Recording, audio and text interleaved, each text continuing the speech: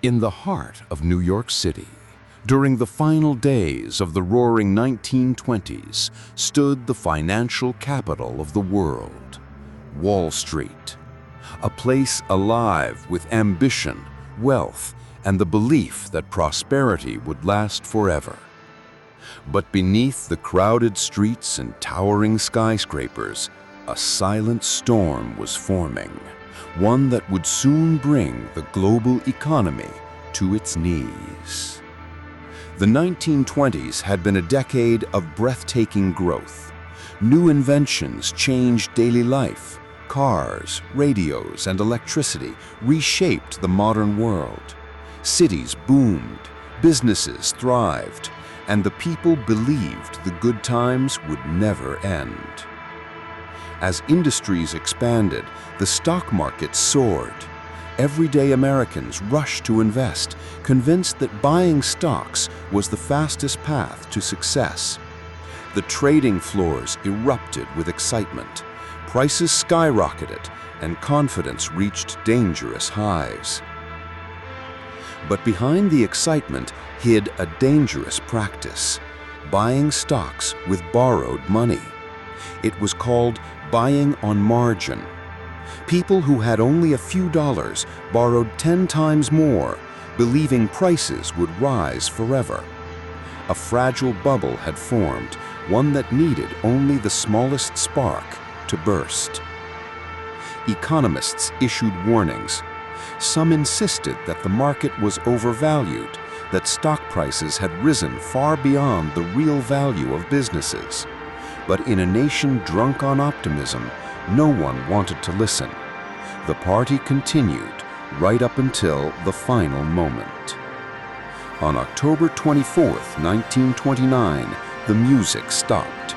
Stocks suddenly began to fall. Panic swept through Wall Street. Thousands rushed to sell their shares before prices collapsed further. For a moment, powerful bankers stepped in, buying huge amounts of stock to restore confidence. But the fear they tried to stop had already taken hold.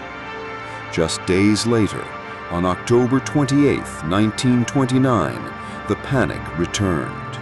This time, it was worse. Prices plunged. Investors screamed across the trading floor.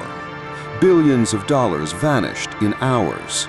But the darkest day was still to come. October 29, 1929. Black Tuesday, the greatest financial collapse in American history. The market fell faster than anyone could react. People lost their life savings in an instant. Newspaper headlines declared the unthinkable. The market has crashed, and the world would never be the same again. The crash triggered a chain reaction. Banks had used depositors' money to invest in the market. When stocks collapsed, so did the banks. Millions of people rushed to withdraw their savings, only to find their local bank locked and empty. Trust in the financial system evaporated overnight. Businesses closed. Factories fell silent. Jobs disappeared. By 1933, 1 in every 4 Americans was unemployed. Families stood in long bread lines for food. Once thriving neighborhoods were now filled with despair. The Great Depression had begun, and it would last for an entire decade. The crisis did not stay within America's borders. As international trade collapsed, nations around the world were dragged into economic disaster. Factories across Europe shut down, currencies weakened, governments fell. The Great Depression became a global tragedy. In 1933, Franklin Roosevelt took office with a promise to rebuild the nation.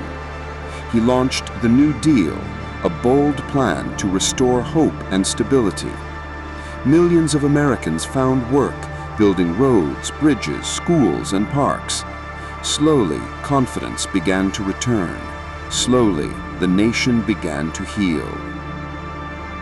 The Great Depression changed everything. It reshaped financial laws, strengthened banking systems, and redefined the role of government in protecting the economy.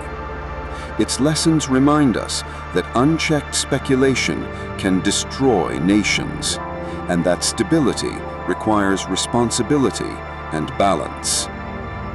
The crash of 1929 was more than a market failure. It was a human tragedy and a turning point in history. From the ashes of hardship came new ideas, new protections, and new hope, and its story continues to guide us today. Thank you for watching.